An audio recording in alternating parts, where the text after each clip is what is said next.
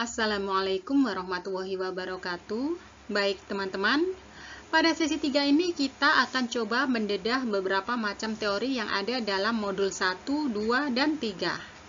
Memahami beberapa teori ini sangat penting karena ini akan menjadi dasar pengetahuan Anda dalam mata kuliah komunikasi massa. Terlebih jika Anda akan membuat skripsi atau karya ilmiah. Teori-teori ini akan menjadi pisau bedah untuk topik bahasan penelitian Anda nantinya. Jika perlu, Anda hafalkan luar kepala. Baik teman-teman, teori-teori komunikasi massa dari media klasik ke era digital. Artinya kita tidak hanya belajar teori lama, tapi juga melihat bagaimana teori ini masih relevan di zaman sekarang yang serba digital. Kalau dianalogikan teori komunikasi itu seperti kacamata. Tanpa kacamata kita tetap bisa melihat. Tapi dengan kacamata kita bisa melihat lebih jelas dan memahami apa yang sebenarnya terjadi di balik media yang kita konsumsi setiap hari. Seperti Instagram, TikTok, YouTube, dan lain-lain. Jadi di pertemuan ini kita akan belajar bukan cuma sebagai pengguna media, tapi juga sebagai orang yang paham cara kerja media itu sendiri. Teori komunikasi massa. Di slide ini kita mulai dari dasar dulu, yaitu apa sih sebenarnya teori komunikasi massa itu? Menurut Harold Laswell, komunikasi bisa dipahami lewat pertanyaan sederhana, seperti siapa mengatakan apa, melalui media apa, kepada siapa, dan dengan efek apa. Kedengarannya sih sederhana, tapi ini jadi fondasi penting untuk memahami media. Kalau kita analogikan, komunikasi massa itu seperti proses kirim pesan di grup WhatsApp besar. Ada yang kirim pesan, ada isi pesannya, ada medianya, yaitu HP atau aplikasi, ada penerimanya, dan ada juga dampaknya. Bedanya, dalam komunikasi massa, grupnya itu sangat besar, bisa jutaan orang. Tokoh-tokoh seperti Laswell, Lazarsfeld, McLuhan, dan Habermas membantu kita memahami bagaimana media tidak hanya menyampaikan informasi, tapi juga bisa membentuk cara berpikir masyarakat. Kalau kita bicara tentang teori dasar komunikasi massa, sebenarnya ini adalah fondasi paling awal untuk memahami bagaimana media bekerja. Sederhananya, komunikasi massa itu adalah proses penyampaian pesan dari satu sumber ke banyak orang sekaligus. Biasanya lewat media seperti TV, radio, atau koran. Dulu sistemnya sangat sederhana dan cenderung satu arah. Media berbicara, audiens hanya mendengarkan. Ibaratnya seperti kita nonton TV di rumah. Apapun yang disiarkan, kita hanya bisa menerima tanpa bisa membalas atau berinteraksi. Jadi posisi audiens saat itu benar-benar pasif. Tapi kalau kita lihat kondisi sekarang, semuanya sudah berubah cukup drastis. Media tidak lagi sekedar menyampaikan pesan, tapi juga membuka ruang interaksi. Misalnya di YouTube, kita tidak hanya menonton video, tapi juga bisa berkomentar, kasih like, bahkan membuat konten sendiri. Begitu juga di Instagram dan TikTok, di mana setiap orang bisa menjadi media yang menyebarkan informasi, opini, atau hiburan. Jadi sekarang peran audiens berubah dari yang tadinya hanya penonton menjadi juga produsen konten. Kalau dicontohkan, dulu komunikasi massa itu seperti dosen yang ceramah di depan kelas tanpa ada sesi tanya jawab. Mahasiswa hanya mendengar, tapi sekarang situasinya seperti diskusi kelas interaktif, di mana semua orang bisa berbicara, bertanya, bahkan berbagi pendapat. Jadi meskipun teori lama tentang komunikasi satu arah masih penting sebagai dasar, praktik di lapangan sudah berkembang menjadi komunikasi dua arah, bahkan banyak arah, many to many. Inilah yang membuat media massa di era digital menjadi jauh lebih dinamis, kompleks, dan juga lebih menarik untuk dipelajari. Teori jarum suntik atau hypodermic needle theory dipopulerkan oleh Harold Laswell pada tahun 1920-an. Teori ini pada dasarnya melihat media sebagai sesuatu yang sangat kuat, bahkan terlalu kuat. Ibaratnya seperti jarum suntik. Pesan dari media itu langsung masuk ke pikiran audiens tanpa disaring atau dipikir panjang. Jadi audiens dianggap pasif, hanya menerima saja apa yang disampaikan media. Kalau dicontohkan secara sederhana, media itu adalah seperti seorang dokter, dan pesan itu seperti obat. Sementara audiens adalah pasien yang hanya menerima suntikan. Artinya, apapun yang disampaikan media, audiens akan langsung percaya dan terpengaruh. Contoh media di zaman dulu, misalnya saat perang pemerintah menggunakan radio atau poster propaganda untuk memengaruhi masyarakat agar mendukung perang. Banyak orang langsung percaya karena saat itu pilihan informasi sangat terbatas. Begitu juga dengan iklan lama yang sangat meyakinkan. Orang cenderung langsung percaya tanpa banyak mempertanyakan. Nah, kalau di zaman era modern sekarang, di era digital, apakah mereka masih percaya? Sebagian kecil masih ada, terutama di kondisi tertentu. Contoh konkret sekarang, hoax di grup WhatsApp, misalnya ada pesan berantai tentang bahaya makanan tertentu atau informasi kesehatan palsu. Banyak anggota grup langsung percaya dan menyebarkannya tanpa cek dulu. Konten viral di TikTok atau Instagram, misalnya ada video yang mengiring opini tentang suatu kejadian, padahal belum tentu lengkap faktanya. Tapi karena viral, banyak orang langsung ikut percaya dan berkomentar. Judul berita yang sensasional atau clickbait. Orang kadang hanya baca judul, langsung percaya tanpa baca isi lengkapnya. Tapi, penting dipahami, teori ini sekarang dianggap terlalu sederhana. Kenapa? Karena audiens zaman sekarang sudah lebih kritis, punya banyak sumber informasi dan bisa membandingkan serta bisa mengecek fakta. Jadi, tidak semua orang langsung terpengaruh mentah-mentah. Kesimpulannya, teori jarum suntik ini menggambarkan kondisi ketika media sangat kuat dan audiens sangat pasif. Kalau di era sekarang, teori ini tidak sepenuhnya berlaku, tapi masih bisa kita lihat dalam kasus-kasus tertentu, seperti hoax dan konten viral yang langsung memengaruhi banyak orang. 2 tahap arus komunikasi, two-step flow of communication. Ini adalah teori yang menjelaskan bahwa pesan dari media tidak langsung memengaruhi masyarakat, tapi lewat perantara dulu yang disebut opinion leader. Teori ini dipopulerkan oleh Paul Lazarsfeld bersama Elihu Katz melalui penelitian tentang perilaku pemilih. Sebuah contoh sederhana, bayangkan seperti ini teman-teman. Media itu seperti guru yang menyampaikan materi. Opinion leader itu seperti ketua kelas. Dan masyarakat itu seperti teman-teman sekelas. Biasanya tidak semua siswa langsung paham dari guru, tapi ketika ketua kelas menjelaskan ulang dengan bahasa yang lebih santai, teman-temannya jadi lebih mudah paham dan percaya. Jadi alurnya seperti ini. Media, opinion leader, lalu masyarakat. Contoh konkret sekarang. Di era digital ini, teori ini justru makin kelihatan jelas. Orang lebih percaya review gadget dari YouTuber daripada iklan resmi brand. Produk skincare lebih laku karena dipakai influencer TikTok. Opini politik sering terbentuk dari tokoh publik atau konten kreator, bukan langsung dari berita. Misalnya seperti ini. Sebuah brand mengiklankan produk di TV, belum tentu langsung dipercaya. Tapi ketika seorang influencer bilang, "Ini bagus loh, aku juga pakai." Nah, produk tersebut langsung banyak yang beli. Intinya, media tetap penting, tapi yang benar-benar menggerakkan orang seringkali adalah orang yang mereka percaya.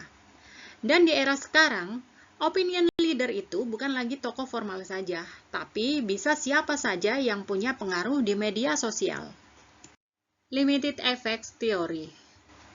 Teori efek terbatas pada dasarnya ingin menenangkan anggapan lama bahwa media itu super kuat dan bisa mengendalikan orang sepenuhnya. Teori ini dipopulerkan oleh Paul Lazarsfeld dan Hazel Gaudet, yang menemukan bahwa dalam kenyataannya pengaruh media itu tidak langsung dan tidak mutlak. Kenapa? Karena setiap orang punya filter sendiri, bisa dari lingkungan sosial, tingkat pendidikan, pengalaman hidup, bahkan nilai dan keyakinan pribadi. Kalau kita lihat di kehidupan sekarang, ini terasa. Misalnya 2 orang nonton berita yang sama, tapi hasilnya beda-beda. Yang satu percaya, yang satu justru skeptis. Atau kita lihat di media sosial, debat panjang soal isu tertentu. Tapi jarang sekali orang benar-benar berubah pikiran hanya karena satu konten. Itu karena orang cenderung menyaring informasi sesuai dengan apa yang sudah mereka yakini sebelumnya.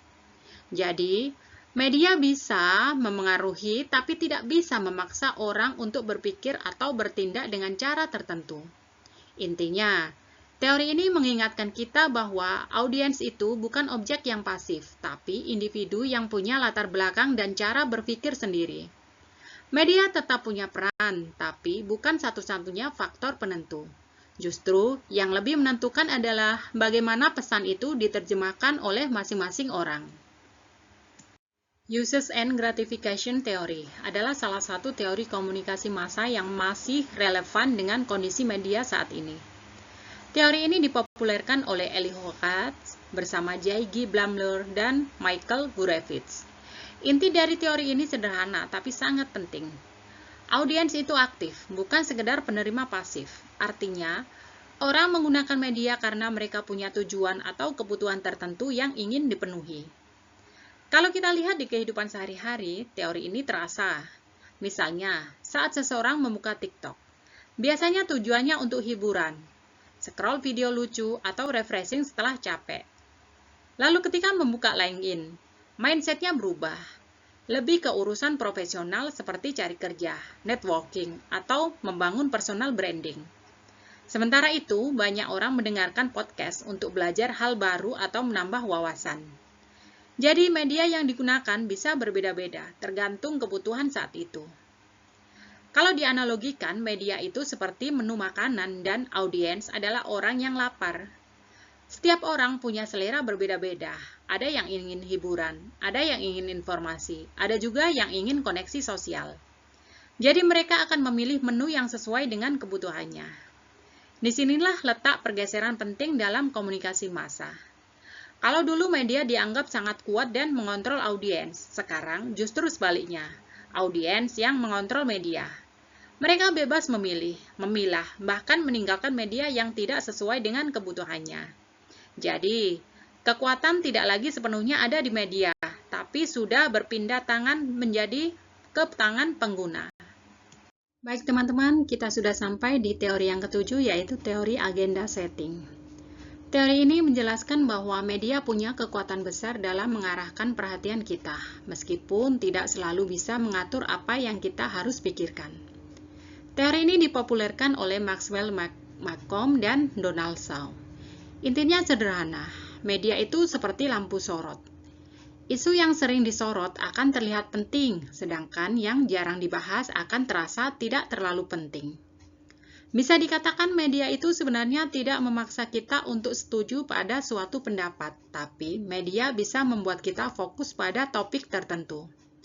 Misalnya, kalau televisi atau portal berita terus membahas skandal perselingkuhan pejabat publik dengan seorang artis, semua media membicarakannya seolah ini adalah berita paling penting, padahal sebenarnya ada berita yang lebih penting, yaitu skandal mega korupsi yang tidak terlalu diberitakan. Jadi, kita tidak terlalu memperhatikannya dan akhirnya menjadi tidak penting. Di era sekarang, teori ini masih sangat relevan, bahkan lebih luas bentuknya. Kita bisa lihat dari trending topik di X, isu yang viral di TikTok, atau berita yang terus muncul di Google. Misalnya ketika satu topik tiba-tiba viral di TikTok, semua orang membicarakannya, media ikut mengangkatnya, dan akhirnya topik itu jadi perhatian publik secara luas. Bedanya dengan dulu, sekarang agenda tidak hanya ditentukan oleh media besar, tapi juga oleh netizen dan algoritma. Netizen bisa membuat suatu isu menjadi viral melalui share dan komentar, sementara algoritma menentukan konten apa yang sering muncul di beranda kita. Kalau dianalogikan, sekarang bukan hanya media yang memegang remote TV, tapi kita semua ikut memegang remote itu. Bahkan, sistem algoritma juga ikut mengatur channel mana yang sering kita lihat. Jadi, agenda setting di era digital adalah hasil kerja bersama antara media, pengguna, dan teknologi. Teori ke-8 yaitu konvergensi media. Ini adalah salah satu teori yang sangat penting untuk memahami media di era digital sekarang. Teori ini dipopulerkan oleh Henry Jenkins, intinya sederhana. Semua jenis media yang dulu terpisah sekarang sudah menyatu dalam satu platform, terutama melalui teknologi digital. Kalau dulu kita butuh banyak alat untuk menikmati media, TV untuk menonton, radio untuk dengar musik, koran untuk baca berita, nah sekarang semuanya bisa kita lakukan hanya lewat satu perangkat, yaitu smartphone. Misalnya, lewat HP kita bisa nonton YouTube seperti TV, dengar Spotify seperti radio, baca berita online seperti koran, bahkan sekaligus berinteraksi lewat sosial media. Jadi, fungsi-fungsi media yang dulu terpisah sekarang sudah berkumpul jadi satu. Contoh lainnya, Spotify bukan hanya tempat dengar lagu, tapi juga ada podcast, yang dulunya identik dengan radio.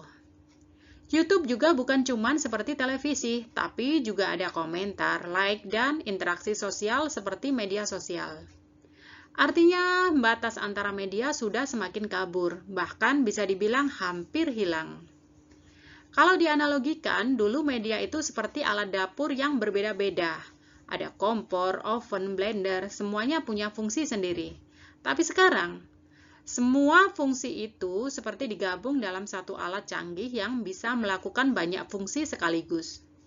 Jadi kesimpulannya, konvergensi media membuat media menjadi lebih praktis, terintegrasi, dan fleksibel.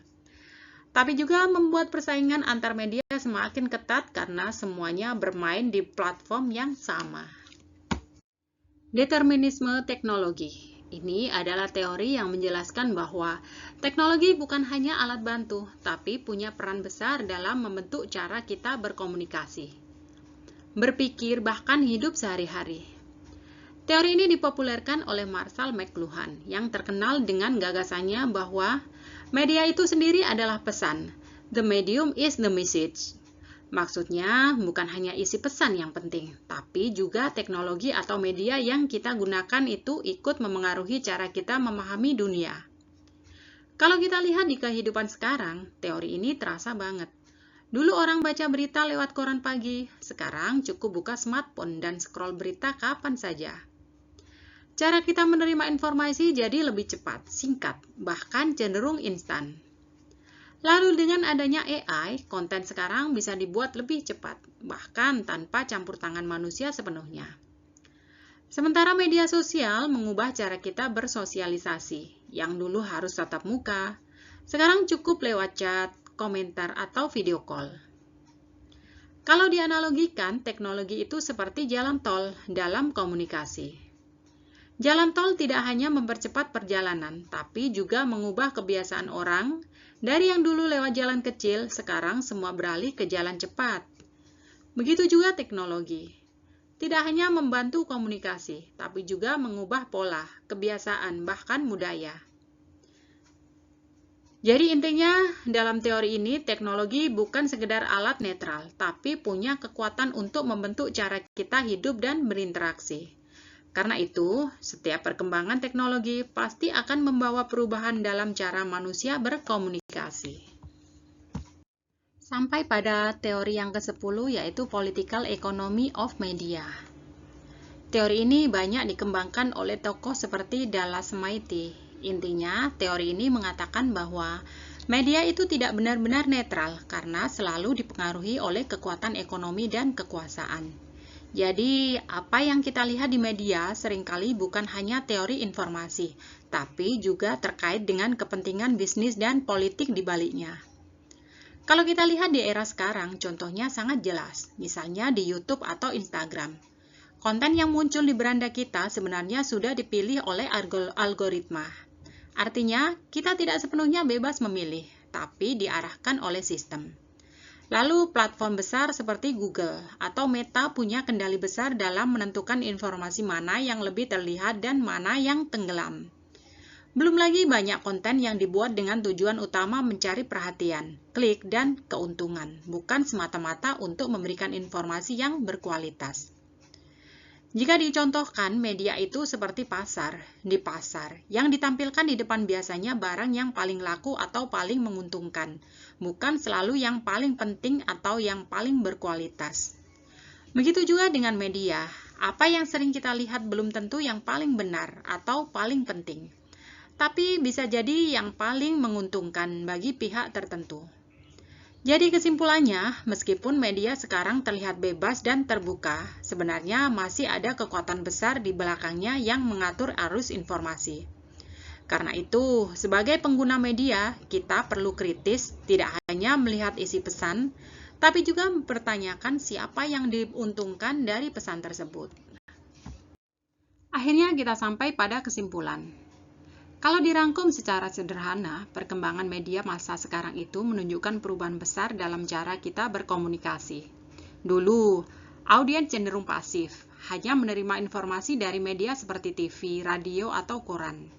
Tapi sekarang, audiens sudah menjadi aktif, bahkan bisa ikut memproduksi dan menyebarkan informasi sendiri melalui platform seperti TikTok, YouTube, atau Instagram.